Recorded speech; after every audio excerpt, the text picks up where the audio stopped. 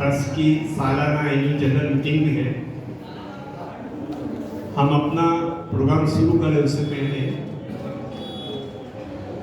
Trust की meeting के जो एजेंडा है वो हम पहले पूरा कर लेते हैं।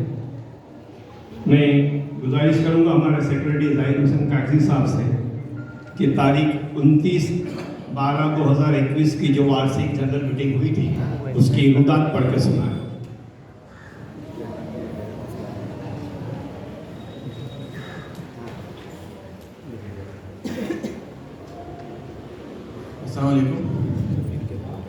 तारीख 29/12/2021 दिपट्टी एजुकेशन ट्रस्ट का सालाना इजलास आज तारीख 29/12/2021 बरोज बुध रात को 8 बजे पट्टी जमात खाना शाहपुर सूरत में बुलाया गया, जिसका आगाज जनाब मोहम्मद अली तालचौन साहब की ज़ेर सदारत किया गया। काम नंबर 1, ऑनरेरी सेक्रेटरी जनाब जाहिद हुसैन अब्दुल कादिर कागजी ने तारीख 13/12/2020 को हुए जलसा की रुदात पढ़ सुनाई, जिसे बिल इत्तेफाक मंजूर किया गया। काम नंबर 2, सदर साहब ने साल 2021-22 के हिसाब पेश किया। जनाब मोहम्मद इसाक मुनियर साहब ने हिसाब मंजूर करने का ठराव पेश किया और जनाब मोहम्मद खालिद गांधी साहब ने ठराव की तायीद की तो ठराव बिल इत्तेफाक मंजूर किया गया। काम नंबर 3, साल रवायाँ जब तक नया तकर्रुर न हो तब तक के लिए सुपरविजन कमेटी, अहदेदार और मैनेजिंग कमेटी के तकर्रुर के लिए सदर साहब ने दरखास्त की। सुपरविजन कमेटी के लिए जनाब अब्दुल अजीज़ अयाज नच्छू भाई ने दरखास्त पेश की कि साल रवायाँ जब तक नया तकर्रुर न हो जब तक सुपरविजन के कमेटी में जनाब शब्बीर अहमद गुलाम अहमद कागजी साहब, जनाब डॉक्टर मोहम्मद उमर मोहम्मद सिद्दीक हकीम साहब, इन साहिबान का तकर्रुर किया जाए और जनाब अब्दुल अहद बनियाल साहब ने इसकी तायीद की और ठराव बिल इत्तेफाक मंजूर किया गया। अहदेदारान के लिए जनाब मोहम्मद उमर मोहम्मद फारूक हकीम साहब ने दरखास्त पेश की। सदर साल रवायाँ जब तक नया तकर्रुर न हो तब तक के लिए सदर के तौर पर जनाब मोहम्मद हनीफ तालचौन साहब, नायब सदर जनाब मोहम्मद इलियास बदरुद्दीन सवाई साहब, ऑनरेरी सेक्रेटरी जनाब जाहिद हुसैन अब्दुल कादिर कागजी और जॉइंट सेक्रेटरी जनाब मोहम्मद यूसुफ मोहम्मद आजम बाटोली वाला और जो दूसरे जॉइंट सेक्रेटरी जनाब मसूद अहमद मकबूल मोहम्मद साहब और ट्रेजरर के तौर पर जनाब डॉक्टर मोहम्मद कासिम कड़ोदिया साहब, इन साहिबान का तकर्रुर किया जाए। जनाब मोहम्मद इसाक मुनियर साहब ने इसकी तायीद की, ठराव बिल इत्तेफाक मंजूर किया गया।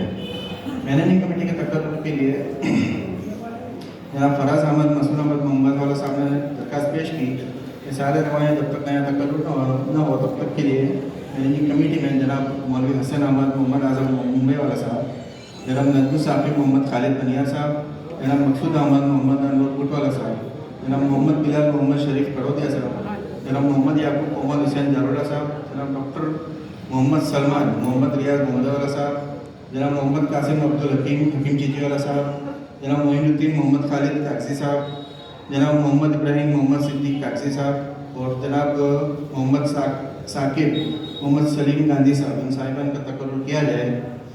जनाब मोहम्मद उमर मोहम्मद फारूक हकीम साहब ने इसकी तायीद की और ठराव बिल इत्तेफाक मंजूर किया गया।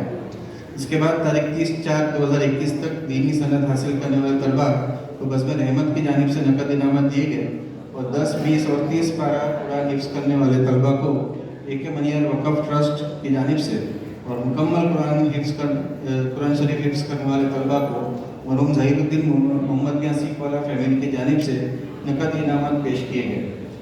इसके बाद साल 2021 में हायर एजुकेशन में नुमाया कामयाबी हासिल करने वाले स्टूडेंट्स को बीजापुरी फैमिली की जानिब से और HSC में नुमाया कामयाबी हासिल करने वाले स्टूडेंट्स को दिपट्टी cooperative credit society charitable trust की जानिब से और SSC 2021 में नुमाया कामयाबी हासिल करने वाले स्टूडेंट्स को KA मनियर एंड यूजर कागजी मेरिट प्राइज फंड के तहत और उर्दू और अरबिक सब्जेक्ट में नुमाया कामयाबी हासिल करने वाले स्टूडेंट्स को बज़्म अहबाब गोल्डन जुबली प्राइज़ के तहत नकद इनामत पेश किए गए।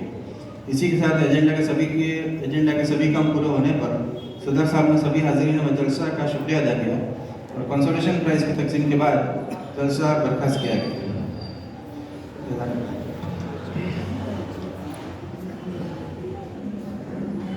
मिनट्स मंजूर है जनाब।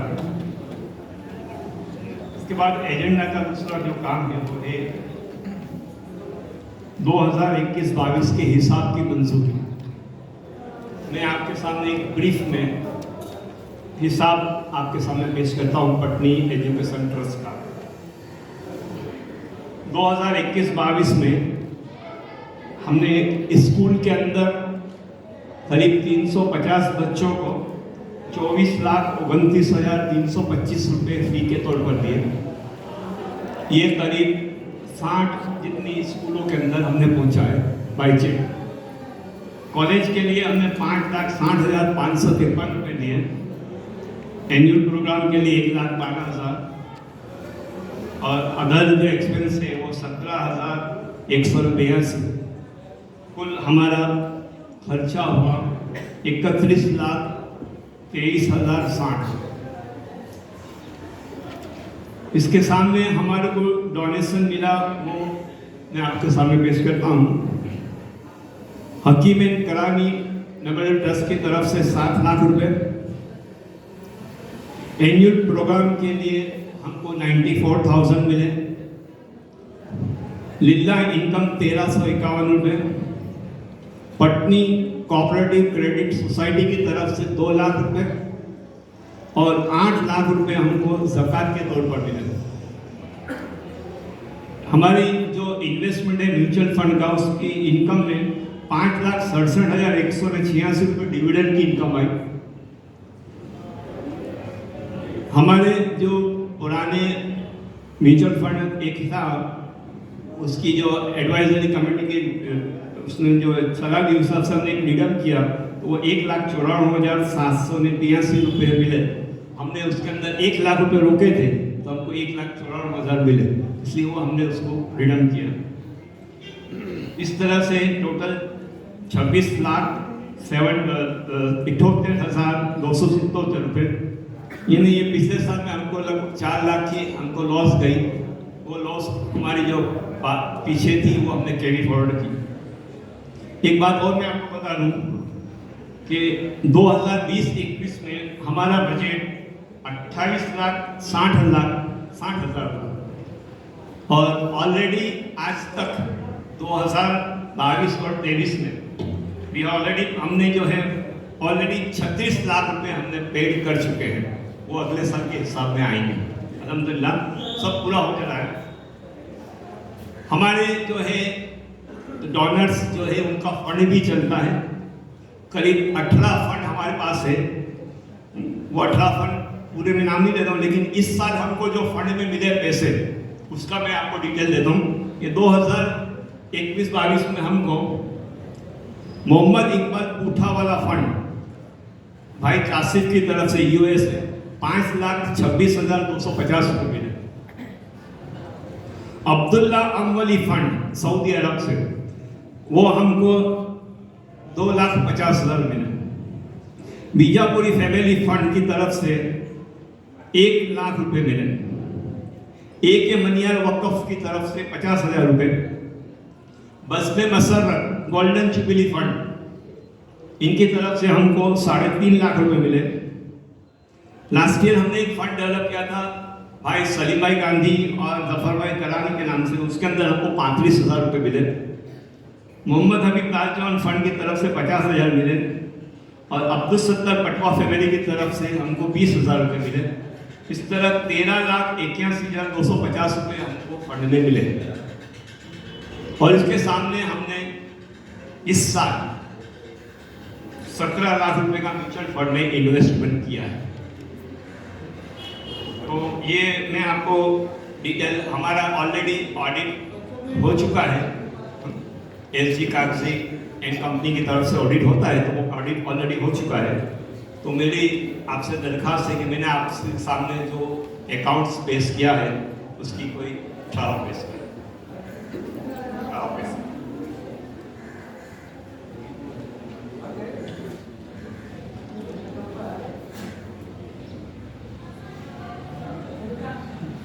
अस्सलाम वालेकुम वरहमतुल्लाहि वबरकातुहू। ठहराव नंबर 1, मेरी ये दरख्वास्त है कि सेक्रेटरी साहब ने सने 2021-22 का जो हिसाब पेश किया उसे ये जलसा आम मंजूर करता है। कोई तारीफ? ठीक, जज़ाकल्लाह। मैं दरख्वास्त करूँगा आपसे कि 2022-23 के लिए पटनी एजुकेशन ट्रस्ट के अहदेदार और तलाकी ने कमेटी के लिए आप जो है नाम पेश करें। सबसे पहले प्रेसिडेंट वाइस प्रेसिडेंट के लिए आइए।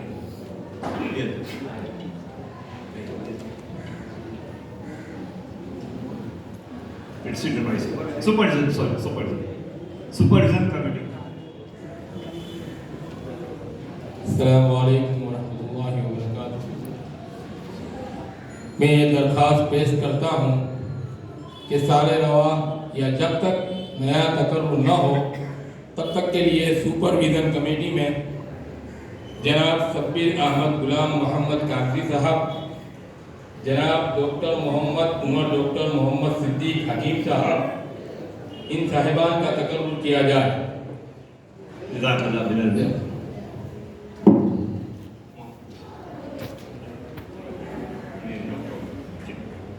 प्रमुख और उप प्रमुख के लिए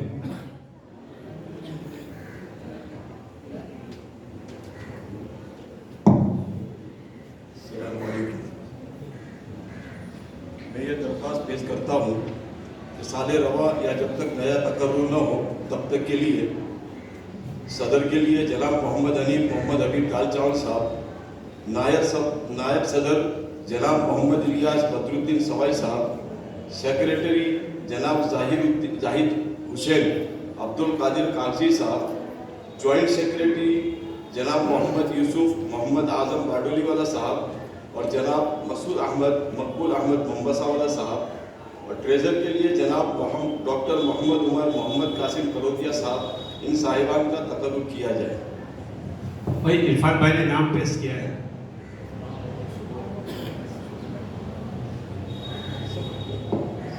जज़ाकल्लाह।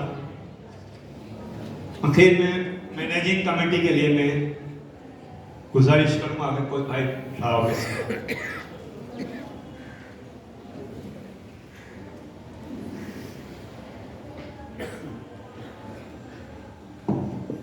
अस्सलामुअलैकुम। मैं ये दरख्वास्त पेश करता हूँ कि साले रवा या जब तक नया तकर्रुर ना हो तब तक के लिए दी पटनी एजुकेशन ट्रस्ट की मैनेजिंग कमेटी में इन साहिबान का तकर्रुर किया जाए।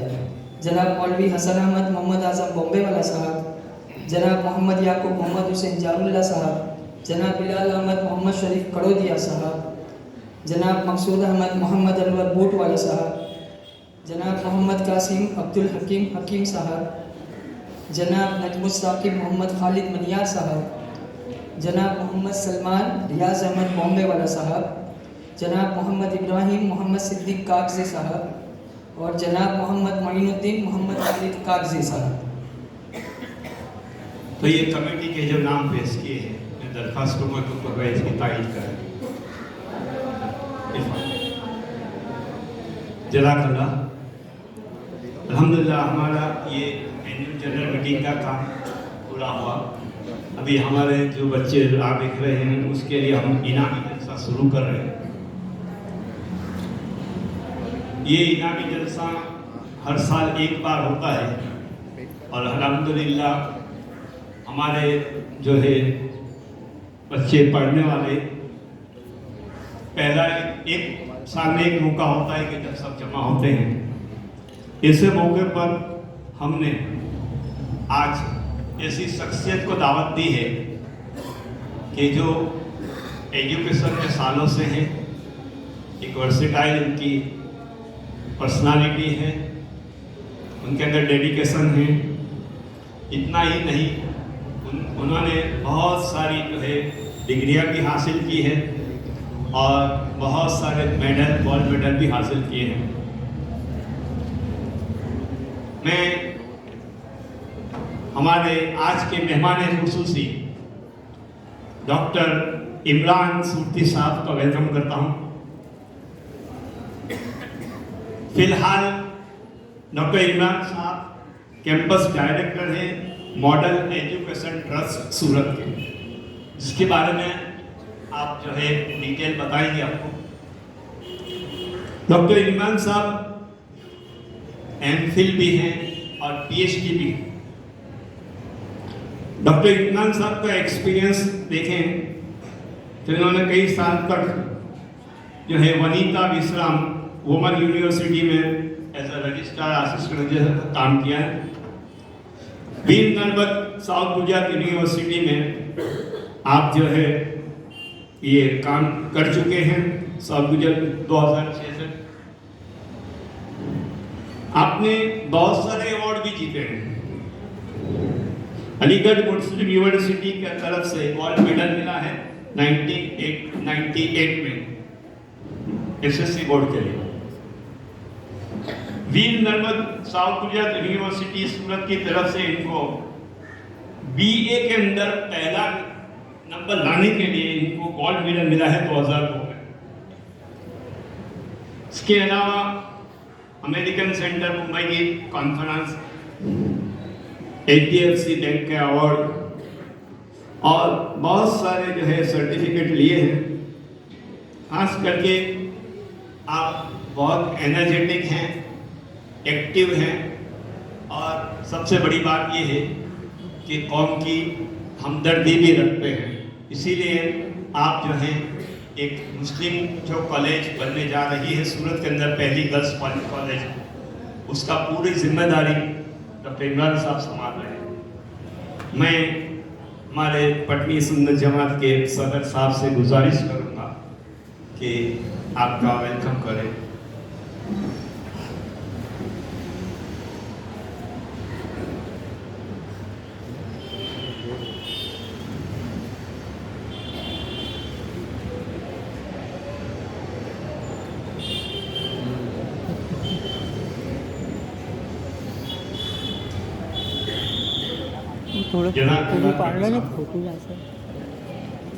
हम इनको थोड़ी देर में सुनेंगे, बाकी में सुनने जैसा है। उससे पहले में हमारे पटनी सुन्नत जमात के ये मौका है कि जिसके अंदर हमारे फॉरेन से बहुत सारे भाई लोग तशरीफ लाए हैं। खास करके ये वो लोग हैं कि जो हमको अल्हम्दुलिल्लाह माली ताउन करते रहते हैं और अल्हम्दुलिल्लाह ये इतना बड़ा बजट जो है 30 लाख के ऊपर का, ये सब हमारे साथ मिलकर में पूरा होता है। इस मौके पर मैं हमारे सेक्रेटरी साहब से गुजारिश करूँगा कि इन सब का भी हम वेलकम करें। सबसे पहले मोहम्मद अरशद बीजापुरी, US से।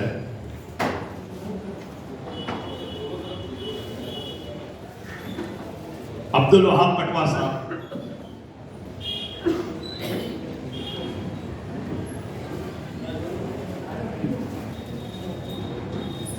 मोहम्मद बिलाल पटवा साहब, मोहम्मद बिलाल पटवा साहब,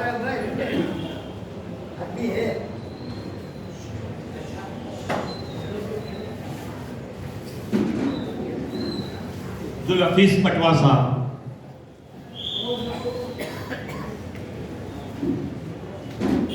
मजहरुद्दीन बाबा सावरा साहब,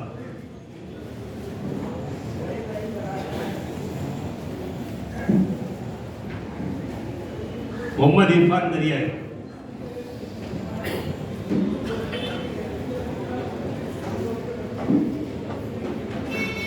और मोहम्मद सोहेल पटवा। जज़ाकल्लाह।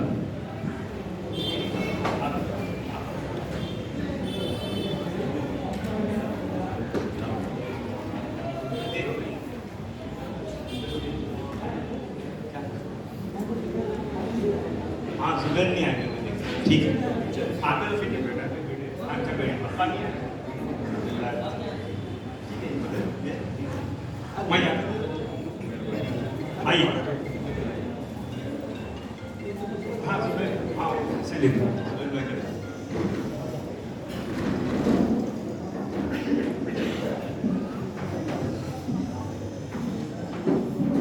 जज़ाकल्लाह।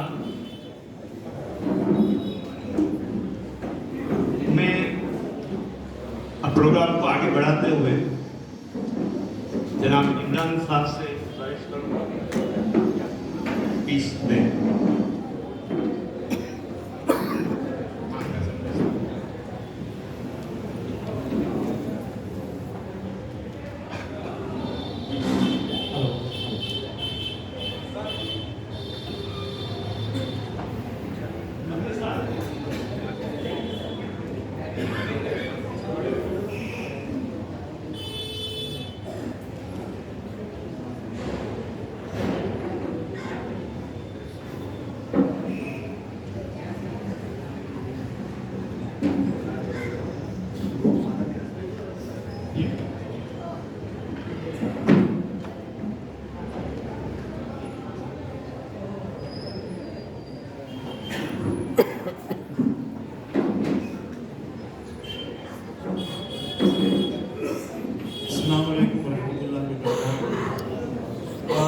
पटनी एजुकेशन ट्रस्ट और खुसूसी तौर पर मोहम्मद हनीफ दालचाल साहब का मैं बहुत बहुत शुक्रिया अदा करता हूँ कि इस सालाना जलसे में मुझे आने के लिए दावत दी और मॉडल विमेंस कॉलेज को जो एक उम्दा प्रोजेक्ट होने जा रहा है उसके बारे में आप लोगों से थोड़ी देर बात करने की इजाज़त है।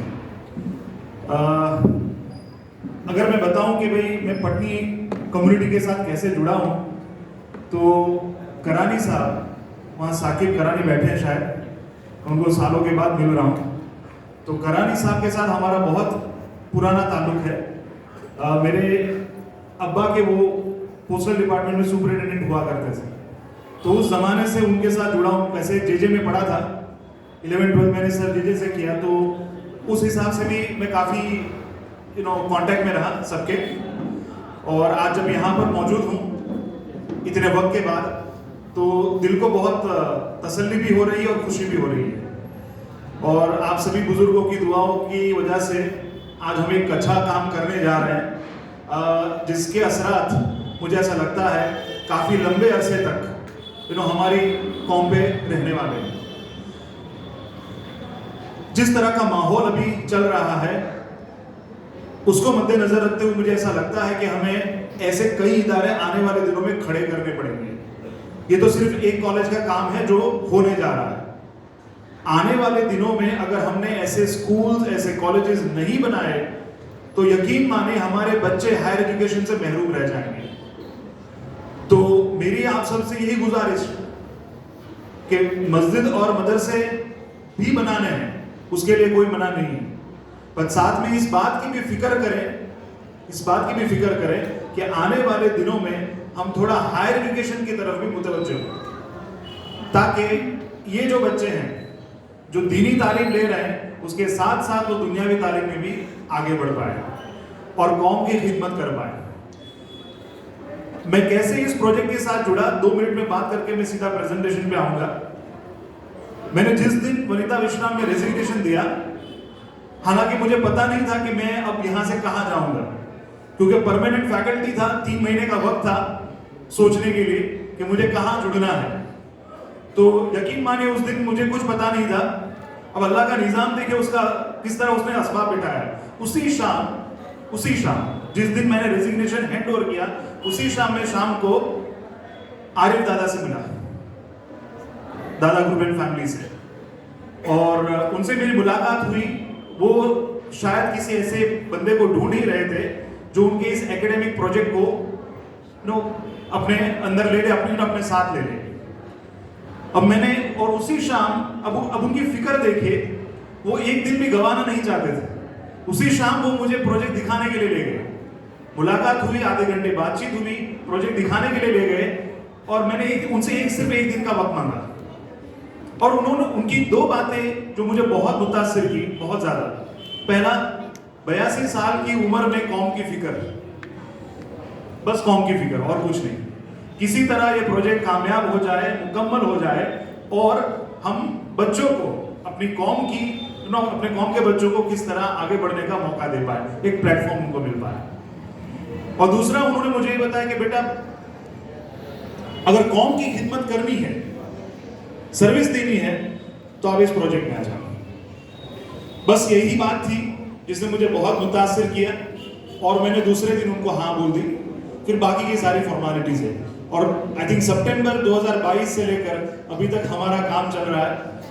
मनियार साहब भी हमारे साथ हैं, हनीफ सर भी हमारे साथ हैं मॉडल एजुकेशन ट्रस्ट में, और इन सभी के गाइडेंस से हम एक अच्छा काम कर पाएंगे ऐसा लग रहा है इंशाअल्लाह।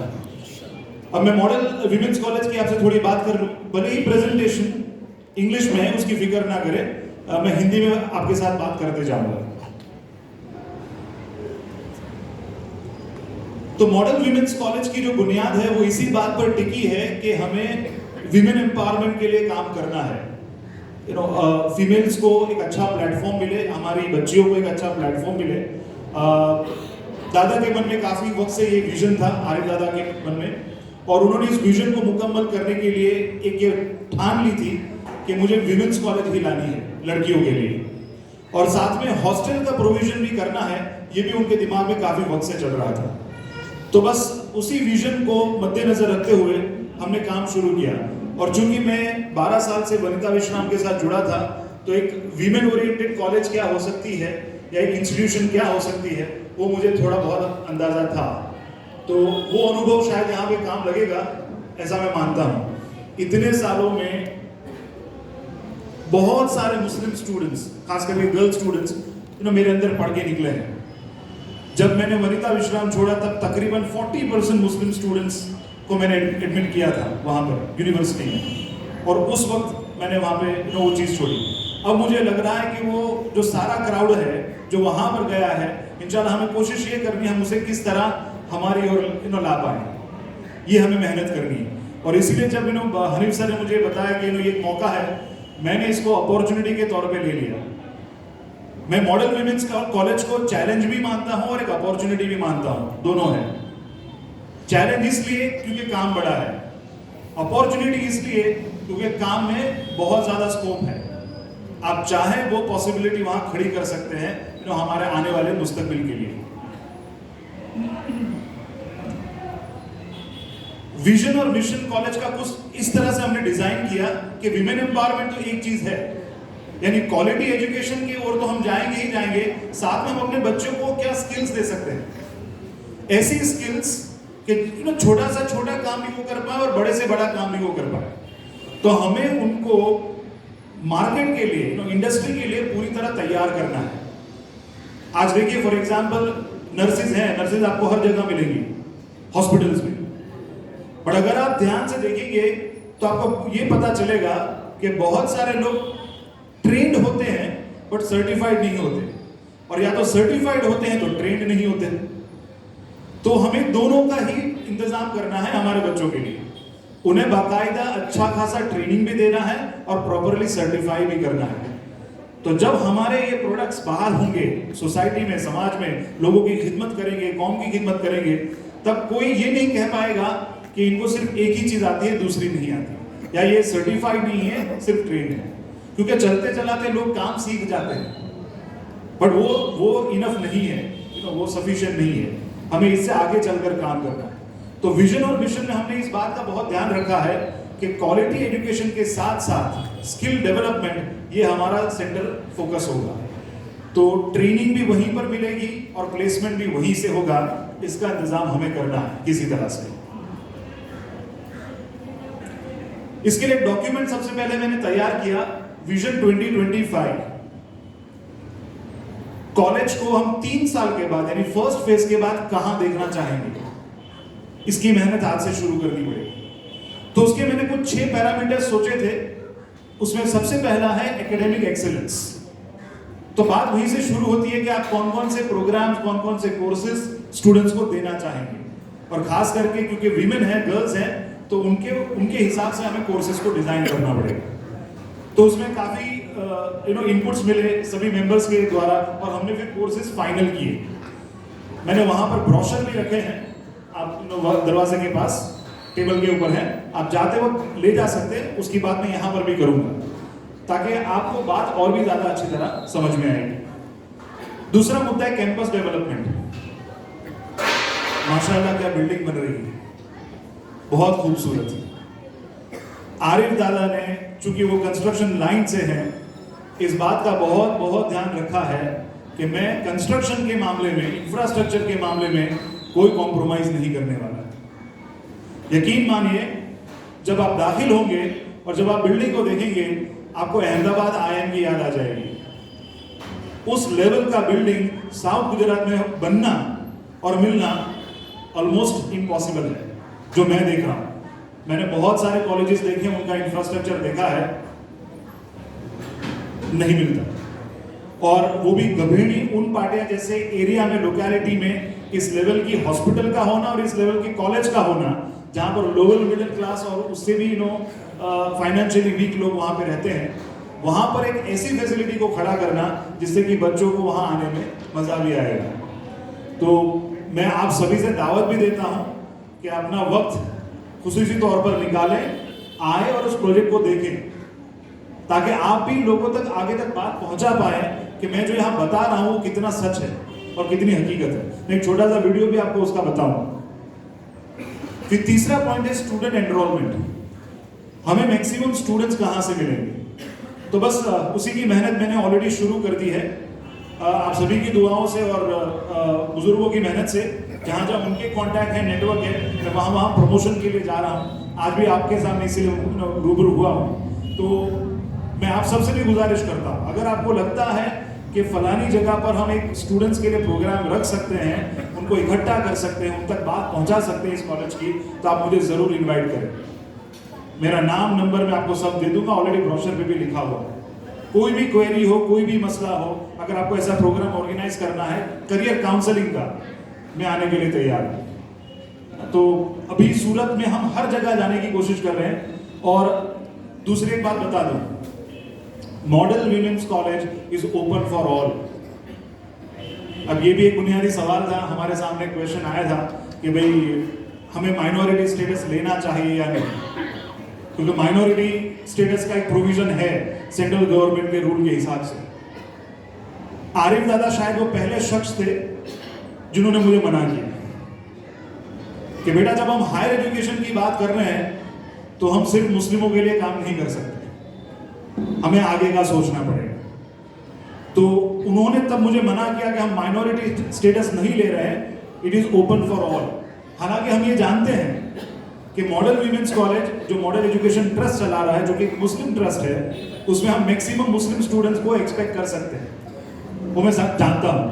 फिर भी उन्होंने ये दरवाजे खुले रखे हैं ताकि बाकी लोगों को ये गलत फहमी ना हो कि हम सिर्फ मुसलमानों के लिए काम करते हैं। तो ये मेरे हिसाब से बहुत बड़ा विजन है जो वो लेकर निकले हैं, और कहीं ना कहीं हमें उस विजन को फुलफिल करना है।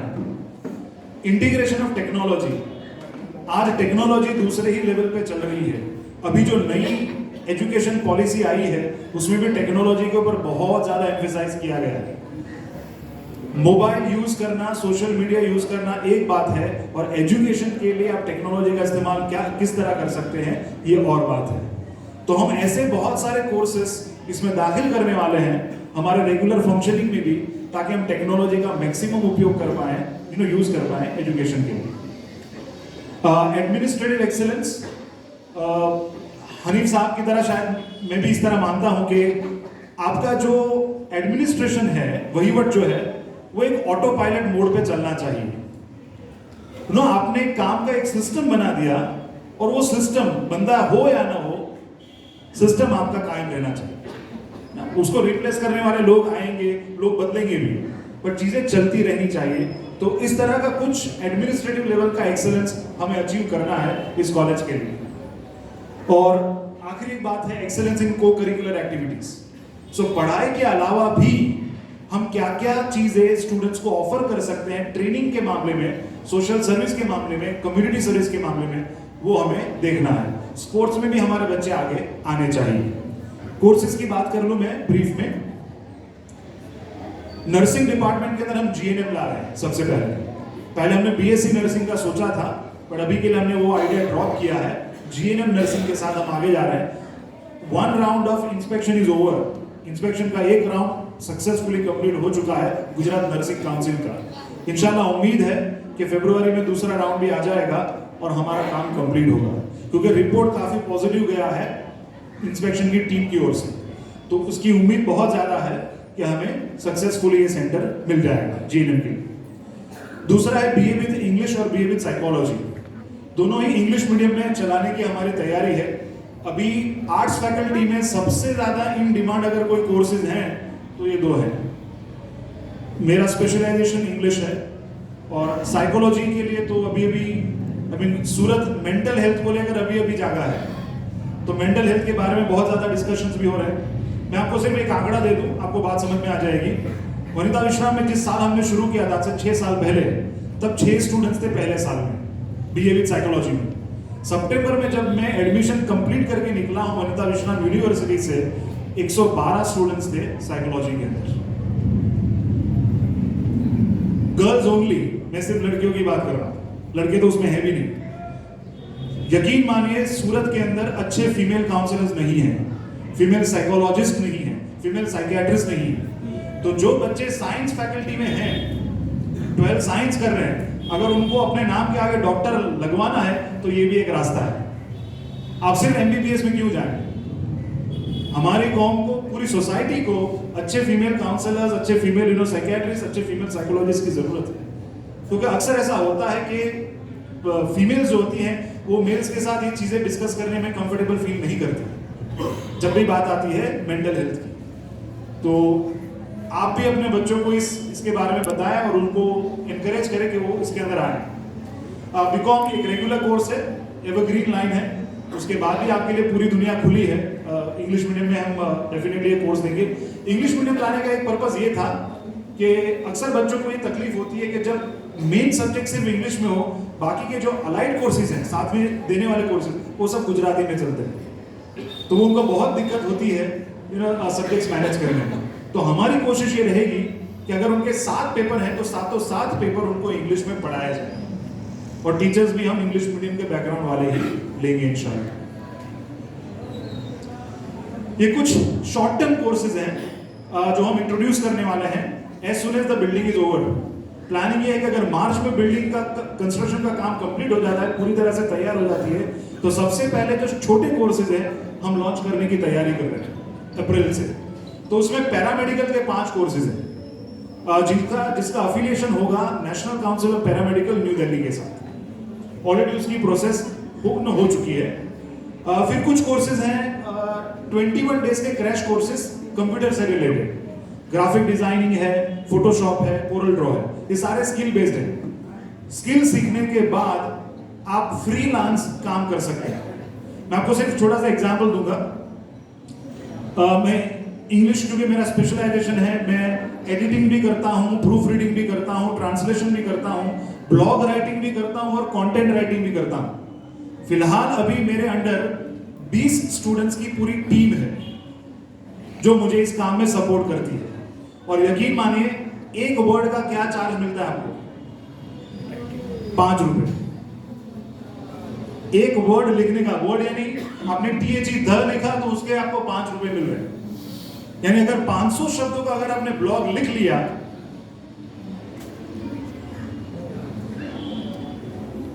मल्टीप्लाई बाय आप कर लीजिए। अब ये हर रोज का काम हो सकता है। आप जो रेगुलर जॉब कर रहे हैं उससे कहीं गुना ज्यादा आप इसके अंदर कमा सकते हैं फ्रीलांस में। तो ये सारे जो छोटे कोर्सेज हैं उसमें हमारा टारगेट यही रहेगा, कोर्स कंप्लीट करने के बाद जो हमारे गर्ल स्टूडेंट है उसको तुरंत नौकरी कैसे मिल जाए, वो या फिर वो घर से अपना काम कैसे कर सकते हैं। क्योंकि इंटरनेट पे सारे काम अवेलेबल है। आप कहीं से भी किसी के साथ भी जुड़ सकते हैं। इंडिया के लोग फॉरेन कंट्रीज के लोगों के साथ, कंपनीज के साथ जुड़ रहे हैं ऑलरेडी। एक सेंटर हम शुरू करने की कोशिश कर रहे हैं कॉम्पिटिटिव एग्जाम्स के लिए, जेई नीट और जीपीएससी यूपीएससी।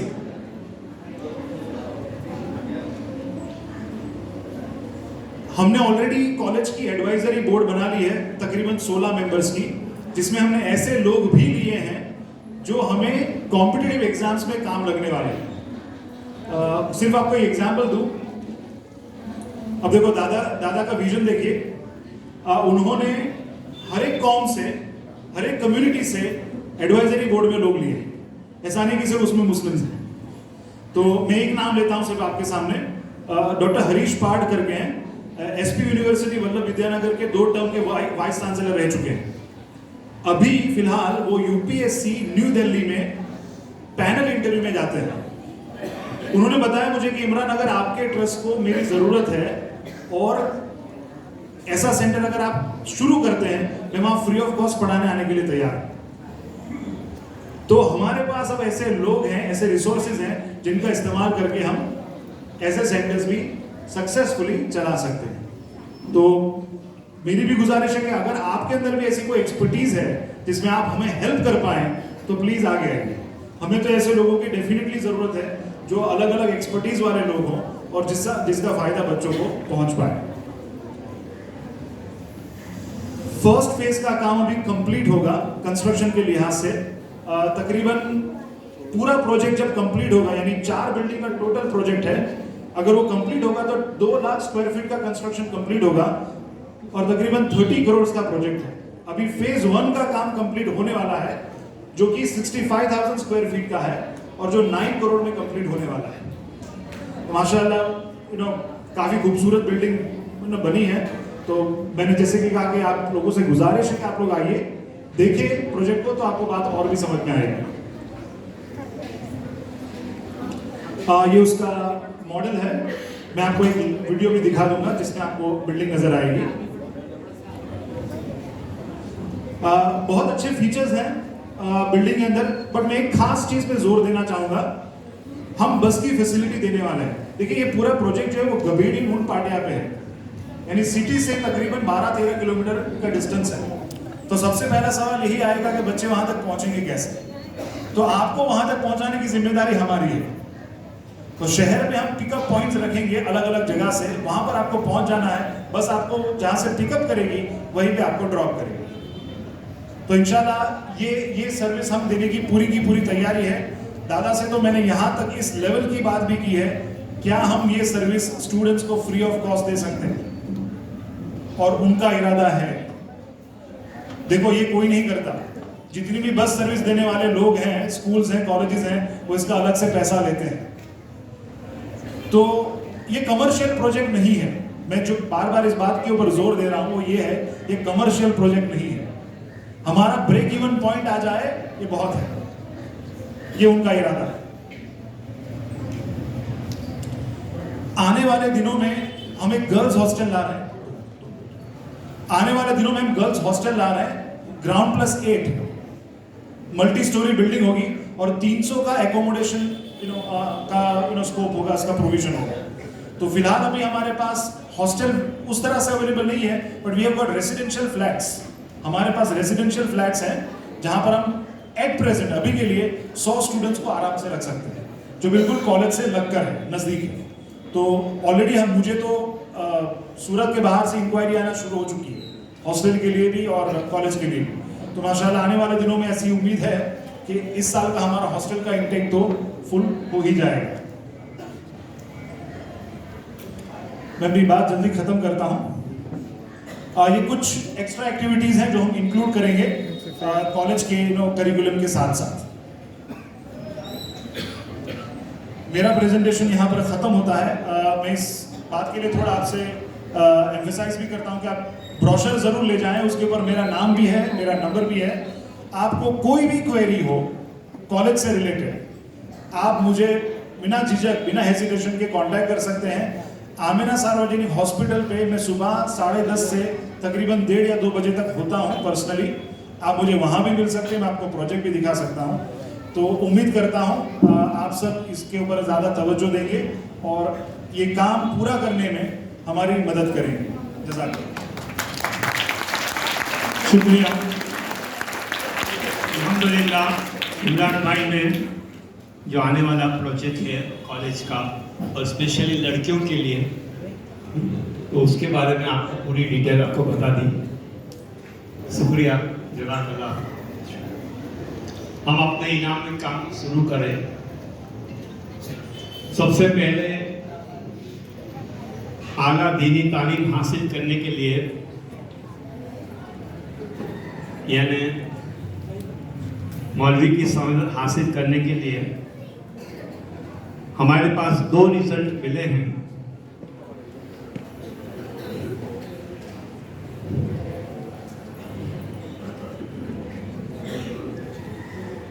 जारुल्लाह मुआविया गुलाम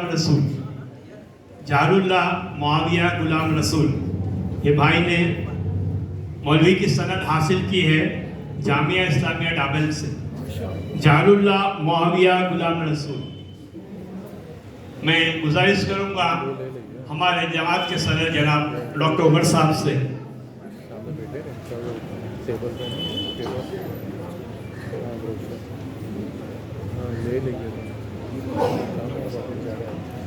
दूसरा इनाम है वखार वाला मोहम्मद याह्या गुलाम रसूल। मौलवी वखार वाला मोहम्मद याह्या गुलाम रसूल मदरसा इस्लामिया सूफी बाग से इन्होंने सनद हासिल की है। आपके सामने प्लीज जज़ाकल्लाह।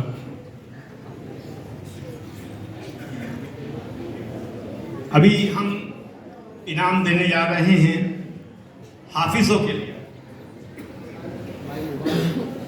30/4/2022 तक मिले हुए रिजल्ट के बेस पर, 30 अप्रैल तक के जो रिजल्ट मिले हैं उसके बेस पर हमको जो रिजल्ट मिले हैं उसमें 10 पारे मुकम्मल करने वाले 32 बच्चियाँ हैं, उसमें 25 बच्चे हैं, 7 लड़कियाँ हैं।